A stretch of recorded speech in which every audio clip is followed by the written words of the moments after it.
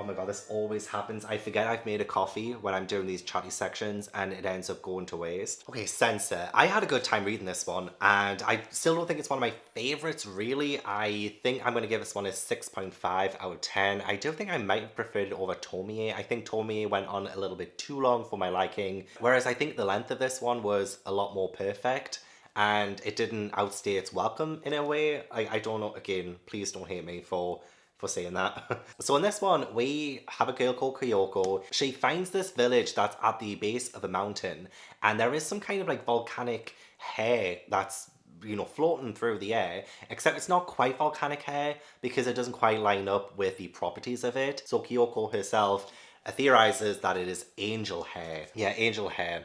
But the nature of angel hair is still a mystery. And I honestly do love the visuals of this. Like, it's very bright. One thing I really enjoy about this story is just how bright it is. It's still very dark in terms of its subject matter, but there is so much brightness from it too. Like, I've never seen so much white space in a Junji Ito story so far, I think. And I think it just emphasizes even better the horrors that do end up happening. And even though this isn't filled with the horrific visuals or the horror that really does permeate a lot of Junji Ito stories, when it happens, it's made that more impactful because it's almost like you're lulled into a false sense of security because nothing really that bad has happened in a while. So it's almost like you're calm and you're brought back down, and then you turn a page and bam, there is something quite horrific on the page. And with that being minimized, I think it just enhances those moments even more. What I would have loved actually, this is split into chapters. It is pretty much the same character throughout,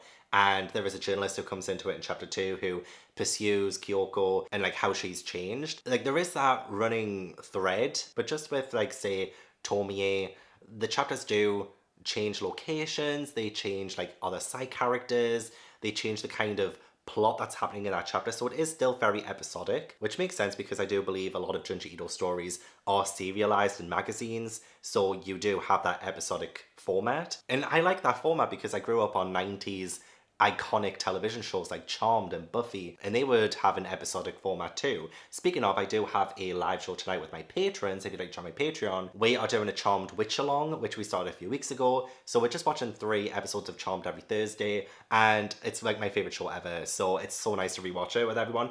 Anyway, you know what I mean. Like it's quite episodic, but still there is a connection, a thread that's running through it. But what I would have loved is we have Kyoko come to this town, like this village, where everyone seems to be affected by this hair because whenever somebody is attached to this hair, they have a connection with a mysterious power. And they sort of seem to transcend time and space with this weird hair that's floating through the air. And it almost feels rather cult-like, and it seems like it has some kind of commentary on Christianity too. I feel like I'm not smart enough to really talk about any of this, but yeah, long ago during the Edo era, when Christianity was prohibited, the people of this village sheltered the foreign missionary Miguel from persecution. Along with the villagers who had protected him, he was thrown into the mouth of Mount Sengoku, but the shogunate eventually captured Miguel and sentenced him to death. Amagami has danced down from the volcano ever since. This village is the only place where it stays on the ground. So it seems like this Christian missionary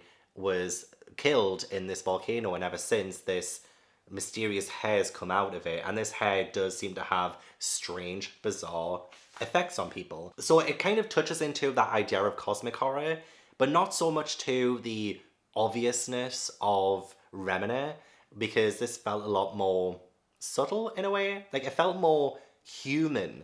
You know, it's kind of like how we as humans can transcend by using our senses. The 5 senses we have in our bodies, these senses, they exist not because they are necessary to live, but because they are necessary to feel the universe. So it felt more of a human kind of story attached to the cosmic horror, like the vastness of space and time and our connection to it, which again makes me feel like so insignificant. But the way that these villagers kind of worship the Amagami, it almost feels very cult-like, which I really would have loved to have spent more time exploring.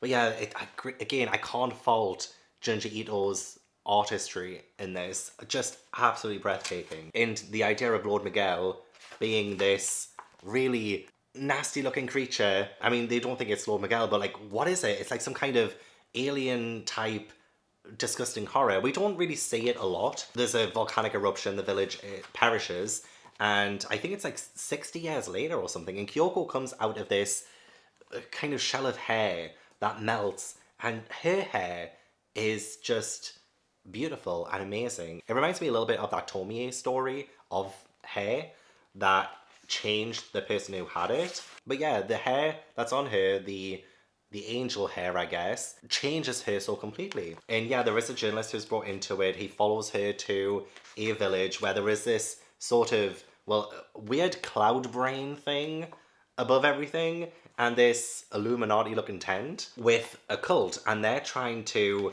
get to a higher level through Kyoko. This also reminded me a little bit of Rebina when she was put up on the cross, when she was going to be sacrificed to stop what was happening. And I love that idea of the connection to it. And see, moments like this don't happen often, where it's just so bizarre that when you do turn the page, it comes out of nowhere almost. And it hits you, and it hits you harder because it doesn't happen every other page like sometimes it does in Junji Ito shorter stories. So like there's so much appreciation that I have for this story. Oh, and I think probably one of the most disgusting parts of this, there's probably like two that really stand out to me. There is a doctor that's trying to like help Kyoko in a way, so he's trying to also connect on a human but sensory level that will help him transcend. But when he thinks about her, like when he's trying to, like he relaxes his body, he's translating his body, he's hypnotizing himself, as another doctor theorizes, and he just suddenly, I can't even explain this. This is the thing in this one. I'm so baffled by the horror that happens and how it unfolds. It's so grotesque. Black hole, I feel her. The dog-shaped nebula, I feel her. I don't know. I think one of the chapters that I loved the most was chapter 4, where there is this cliff and Kyoko comes, she's standing at this cliff, and there is a coffee house nearby where these two people work, this man and woman, and they usually take people from that cliffside and they offer them a listening ear. You know, they listen to their problems because a lot of people who come to the cliff plan on taking their lives. And I don't know if this chapter like ties back into that whole Christianity theme, where I think, I mean, correct me if I'm wrong because I don't really know a whole lot about religion, but is it in Christianity that taking your own life is a sin? And there is like this whole thing that's explored in here to do with that I think ties in with these really disgusting looking bugs. These S bugs. I don't really want to say that. I think I've said the word out loud so many times I think YouTube's going to demonetize me. And they purposefully want you to stand on them, and they go under your feet so that you will stand on them. The girl character from the cafe who helps Kyoko, she talks about her ex-boyfriend who passed away because he jumped in front of a train. And this visual of it happening there is so horrifying. I can't imagine like how many times I can actually say that in this sort of update. There are so many horrifying things. And then she accidentally stands on one of the bugs and she sees a face in it. Like it looks almost human. There's a human in it. And it turns out that the face and the screams that come from it are her ex-boyfriend. And it seems like hell, you know, for him. It seems like that idea that taking your own life is a sin and you will not go to heaven for it. I don't know if this is some kind of commentary on that they've become these bugs that have to be tormented by what happened to them, what drove them to take their own life. Like he says that she was cheating on him, which was dramatic AF. I was like, I was not expecting that from her. She seemed like such a nice person. But yeah, it seems like that's what drove him to take his life. So like, is he reliving his pain as this bug, this really disgusting bug, over and over and over again because he took his life? You know, like, does it connect to that? Is it a commentary on doing that to yourself means you won't get to heaven? Is that what it's talking about? I don't know. Like, I feel like my brain isn't, you know, analytical enough for me to really say that, but I think on a surface level that's maybe what it's kind of saying. But just the bugs in general are so disgusting, but probably one of my favorite parts of this story. One of the reasons why I enjoyed it so much. There is a random chapter 5, the journalist, he had a stalker, and she honestly does look terrifying. Like, her eyes, the way her hair is. I'm not criticizing anyone who has hair like her, by the way, but just the way she looks, the way she stalks him is so unnerving. This, right there, if you saw that in one of those traffic mirror things, oh no, no, absolutely not. And it's your stalker too. Definitely not. The cult person from earlier as well, he apparently survived when he tried to use Kyoko. And he is a pretty scary looking dude. And then his stalker with the hair coming out of her eyes and her face. Again, Tomie, the hair story.